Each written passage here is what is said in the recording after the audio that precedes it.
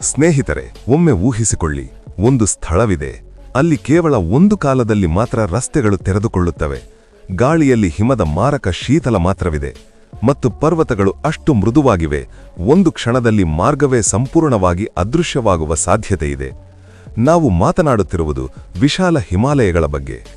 ಶತಮಾನಗಳಿಂದ ಈ ಪರ್ವತಗಳು ಭಾರತವನ್ನು ರಕ್ಷಿಸುತ್ತಾ ಬಂದಿವೆ, ಒಬ್ಬ ಕಾವಲುಗಾರನಂತೆ ನಿಂತಿವೆ.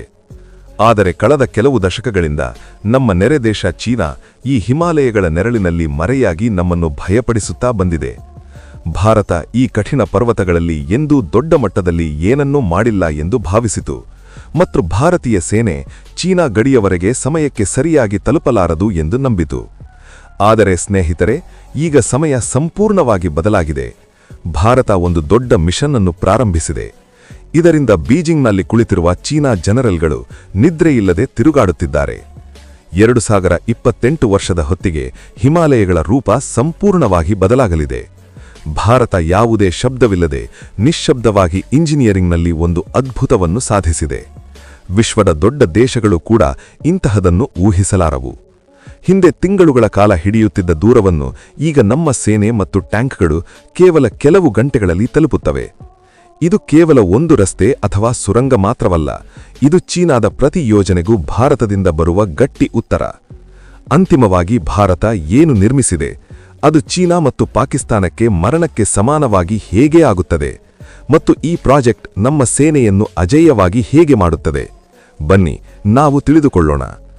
ಆದರೆ ವಿಡಿಯೋದಲ್ಲಿ ಮುಂದುವರಿಯುವ ಮುನ್ನ ಆ ಅಜ್ಞಾತ ಇಂಜಿನಿಯರ್ಗಳು ಮತ್ತು ನಮ್ಮ ದೇಶದ ವಿಜ್ಞಾನಿಗಳು ಗಡಿಯವರೆಗೆ ರಸ್ತೆಗಳನ್ನು ತೆಗೆದುಕೊಂಡು ಹೋಗಲು ತಮ್ಮ ಪ್ರಾಣಗಳನ್ನೂ ಸಹ ಅರ್ಪಿಸಿದವರ ಮೇಲೆ ನಿಮಗೆ ಹೆಮ್ಮೆಯಿದ್ದರೆ ಈ ವಿಡಿಯೋಗೆ ಈಗಲೇ ಲೈಕ್ ಮಾಡಿ.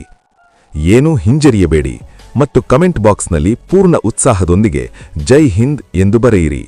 ನೆನಪಿಡಿ ಸ್ನೇಹಿತರೆ, ಜೈ ಹಿಂದ್ ಎನ್ನುವುದು ನಮ್ಮೆಲ್ಲರಿಗೂ ಹೆಮ್ಮೆಯ ವಿಷಯ. 2028 ವರ್ಷದ ಹೊತ್ತಿಗೆ ಭಾರತ ತನ್ನ ನಕ್ಷೆಯಲ್ಲಿ ಒಂದು ಹೊಸ ಗೆರೆಯನ್ನು ಎಳೆಯಲಿದೆ. ಇದು ಒಂದು ರಸ್ತೆ ಅಥವಾ ಒಂದು ಸುರಂಗ ಮಾತ್ರವಲ್ಲ, ಇದು ಒಂದು ವಿಶಾಲ ಮೂಲಭೂತ ಸೌಕರ್ಯಗಳ ಜಾಲ. ಇದರ ಮುಖ್ಯ ಉದ್ದೇಶ ಸಂಪೂರ್ಣ ಸಂಬಂಧ ಮತ್ತು ಸಂಪರ್ಕವನ್ನು ಸಾಧಿಸುವುದು. ಭಾರತ ಸರ್ಕಾರ ವಿಷನ್ 2047ರ ಅಡಿನಲ್ಲಿ ಒಂದು ವಿಸ್ತೃತ ಯೋಜನೆಯನ್ನು ಸಿದ್ಧಪಡಿಸಿದೆ. ಅದರ ಮೊದಲ ಮತ್ತು ಅತ್ಯಂತ ಮುಖ್ಯ ಹಂತ 2028 ಮತ್ತು 2029 ವರ್ಷಗಳ ನಡುವೆ ಪೂರ್ಣಗೊಳ್ಳಲಿದೆ. ಇದಕ್ಕೆ ಎರಡು ಮುಖ್ಯ ಸ್ತಂಭಗಳಿವೆ: ಭಾರತಮಾಲಾ ಪ್ರಾಜೆಕ್ಟ್ ಮತ್ತು ಪಿಎಂ ಗತಿಶಕ್ತಿ ಮಾಸ್ಟರ್ ಪ್ಲಾನ್. ಹಿಮಾಲಯಗಳ ಕಠಿಣ ಪ್ರದೇಶಗಳಲ್ಲಿ, ವಿಶೇಷವಾಗಿ ಲಡಾಖ್, ಹಿಮಾಚಲ ಪ್ರದೇಶ, ಉತ್ತರಾಖಂಡ, ಸಿಕ್ಕಿಂ ಮತ್ತು ಅರುಣಾಚಲ ಪ್ರದೇಶದಲ್ಲಿ ಸಾವಿರಾರು ಕಿಲೋಮೀಟರ್ಗಳ ರಾಷ್ಟ್ರೀಯ ಹೆದ್ದಾರಿಗಳು ಮತ್ತು ಗಡಿ ರಸ್ತೆಗಳು ಯುದ್ಧ ಮಟ್ಟದಲ್ಲಿ ನಿರ್ಮಾಣವಾಗುತ್ತಿವೆ. ಗುರಿ ಬಹಳ ಸರಳ ಮತ್ತು ಸ್ಪಷ್ಟ: ಎಲ್ಲಾ ಹವಾಮಾನಗಳಲ್ಲೂ ಸಂಪರ್ಕವನ್ನು ಸಾಧಿಸುವುದು. ಅಂದರೆ ಆಕಾಶದಿಂದ ಹಿಮ ಬಿದ್ದರೂ, ಭಾರೀ ಮಳೆ ಸುರಿದರೂ ಅಥವಾ ಪರ್ವತಗಳು ಕುಸಿದರೂ ಭಾರತೀಯ ಸೇನೆಯ ಚಲನೆ ಎಂದೂ ನಿಲ್ಲಬಾರದು. ಈ ಸಮಯದಲ್ಲಿ ಭಾರತದ ಗಡಿ ರಸ್ತೆಗಳ ಸಂಸ್ಥೆ ಅಂದರೆ BRO ಮತ್ತು NHIDCLನಂತಹ ಸಂಸ್ಥೆಗಳು -30 ಡಿಗ್ರಿಗಳ ತಾಪಮಾನದಲ್ಲಿ ರಾತ್ರಿ ಹಗಲು ಕೆಲಸ ಮಾಡುತ್ತಿವೆ. 2028 ವರ್ಷದ ಹೊತ್ತಿಗೆ ನಮ್ಮ ಗಡಿಗಳು ಸಂಪೂರ್ಣವಾಗಿ ಸುರಕ್ಷಿತವಾಗಿ ಮತ್ತು ಎಲ್ಲಾ ಹವಾಮಾನಗಳಲ್ಲೂ ತಲುಪಬಲ್ಲಂತೆ ಬದಲಾಗಬೇಕು. ಈ ಪ್ರಾಜೆಕ್ಟ್ಗಳು ಕೇವಲ ಕಾಂಕ್ರೀಟ್ ನಿರ್ಮಾಣಗಳು ಮಾತ್ರವಲ್ಲ, ಅವು ಭಾರತದ ಬದಲಾಗುತ್ತಿರುವ ಸೇನಾ ಕಾರ್ಯತಂತ್ರಗಳಿಗೆ ಸಂಕೇತಗಳು.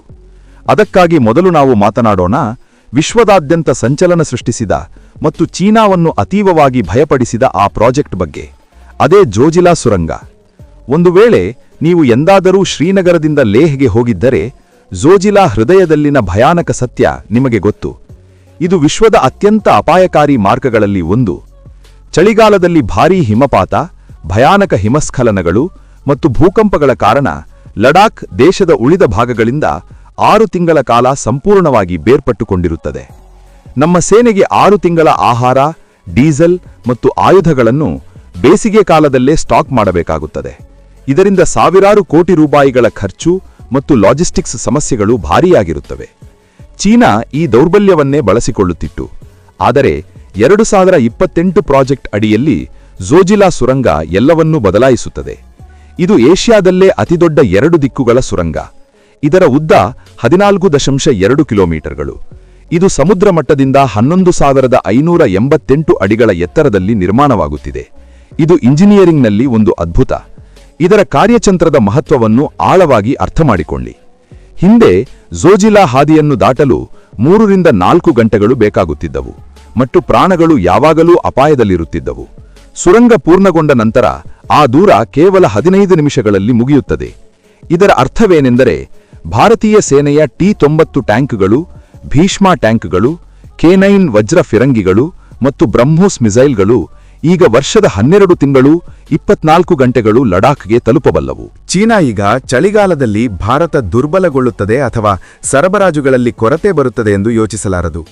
ಜೋಜಿಲಾ ಸುರಂಗ ಕಾಶ್ಮೀರ ಕಣಿವೆಯನ್ನು ಲಡಾಖ್ನೊಂದಿಗೆ ಶಾಶ್ವತವಾಗಿ ಸೇರಿಸುತ್ತದೆ. ಇದು ಕೇವಲ ಒಂದು ಮಾರ್ಗ ಮಾತ್ರವಲ್ಲ, ನಮ್ಮ ಸೇನೆಗೆ ಜೀವನಾಡಿಯಂಟಿದೆ.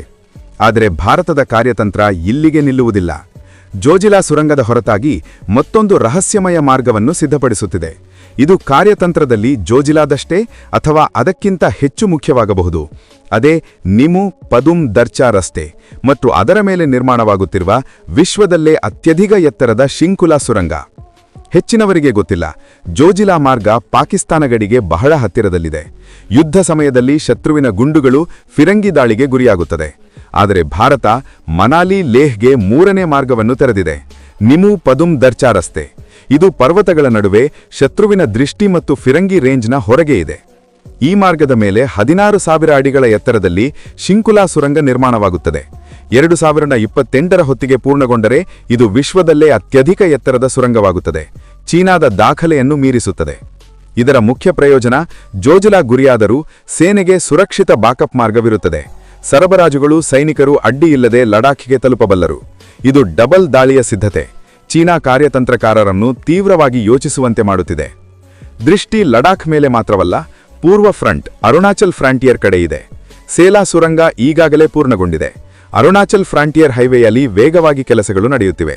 ಚೀನಾ ಗಡಿಗೆ ಸಮಾನಾಂತರವಾಗಿ ಹರಿಯುತ್ತದೆ. ಹಿಂದೆ ಸೈನಿಕರು ಚೌಕಿಗಳಿಗೆ ತಲುಪಲು ದಿನಗಳ ಕಾಲ ನಡೆಯಬೇಕಾಗಿತ್ತು. 2028ರ ಹೊತ್ತಿಗೆ ಪಕ್ಕಾ ರಸ್ತೆಗಳಿರುತ್ತವೆ. ತವಾಂಗ್ನಂತಹ ಸೂಕ್ಷ್ಮ ಪ್ರದೇಶಗಳಲ್ಲಿ ಸೇನೆಯ ಹಿಡಿತ ಮತ್ತಷ್ಟು ಬಲವಾಗುತ್ತದೆ.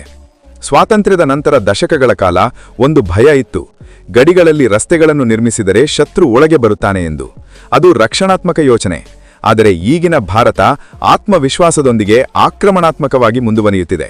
ನಾವು ರಸ್ತೆಗಳನ್ನು ನಿರ್ಮಿಸುತ್ತಿದ್ದೇವೆ, ಶತ್ರುವಿನ ಮನೆಗೆ ಹೋಗಿ ಉತ್ತರ ನೀಡಲು.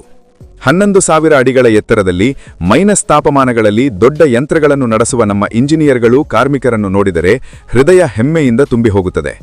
ಹಿಮಾಲಯಗಳಲ್ಲಿ ರಸ್ತೆ ನಿರ್ಮಾಣ ಮಕ್ಕಳ ಆಟವಲ್ಲ.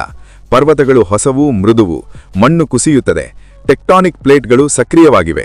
ಆದರೆ ನಮ್ಮ ಇಂಜಿನಿಯರ್ಗಳು ಅತ್ಯಾಧುನಿಕ ತಂತ್ರಜ್ಞಾನ, new Austrian tunneling method, rock bolting, steel ಮೆಶ್ನೊಂದಿಗೆ ಪರ್ವತಗಳನ್ನು ಬಲಪಡಿಸುತ್ತಿದ್ದಾರೆ. ದೊಡ್ಡ ನದಿಗಳ ಮೇಲೆ ಎಕ್ಸ್ಟ್ರಾ ಡೋಸ್ ಕೇಬಲ್ ಸ್ಟೇ ಬ್ರಿಡ್ಜ್ಗಳನ್ನು ನಿರ್ಮಿಸುತ್ತಿದ್ದಾರೆ.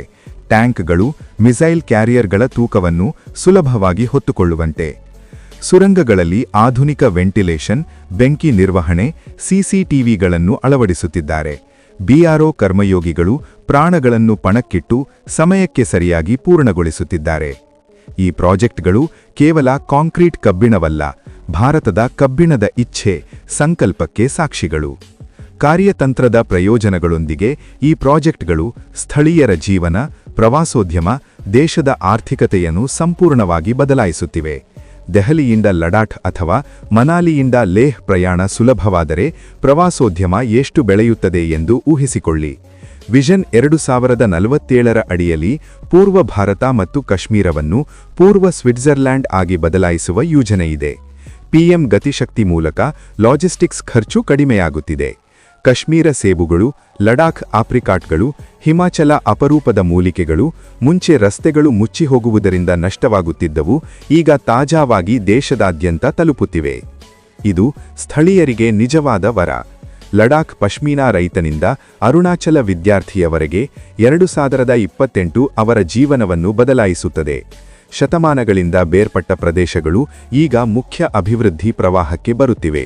ಅತ್ಯವಶ್ಯಕ ವೈದ್ಯಕೀಯ ಸಹಾಯ ಇನ್ನು ಹೆಲಿಕಾಪ್ಟರಿಗಾಗಿ ಕಾಯಬೇಕಿಲ್ಲ, ಆಂಬ್ಯುಲೆನ್ಸ್ನಲ್ಲೇ ಗಂಟೆಗಳಲ್ಲಿ ಲಭ್ಯವಾಗುತ್ತದೆ. ಇವು ಕೇವಲ ಸೇನೆಗಾಗಿ ಮಾತ್ರವಲ್ಲ, ದೇಶದ ಆರ್ಥಿಕತೆಗೆ, ಸಾಮಾಜಿಕ ಏಕತೆಗೂ ಇವು ಬಲವಾದ ಬೂಸ್ಟರ್. ಕಳೆದ 70 ವರ್ಷಗಳಲ್ಲಿ ಆಗದ್ದು ಈಗ ಕೆಲವು ವರ್ಷಗಳಲ್ಲಿ ಪೂರ್ಣಗೊಳ್ಳುತ್ತಿದೆ. ಹಿಮಾಲಯನ್ ರಸ್ತೆ ಪ್ರಾಜೆಕ್ಟ್ಗಳು ರಸ್ತೆಗಳು ಮಾತ್ರವಲ್ಲ, ಅವು ಭವಿಷ್ಯಕ್ಕೆ ಹೋಗುವ ಅಭಿವೃದ್ಧಿ ಗೆರೆಗಳು. ಅವು ಸೇನೆಗೆ ಬಲ ನೀಡುತ್ತವೆ, ರೈತರಿಗೆ ಮಾರುಕಟ್ಟೆ ನೀಡುತ್ತವೆ, ಪ್ರವಾಸಿಗರಿಗೆ ಹೊಸ ದೃಶ್ಯಗಳನ್ನು ತೋರಿಸುತ್ತವೆ.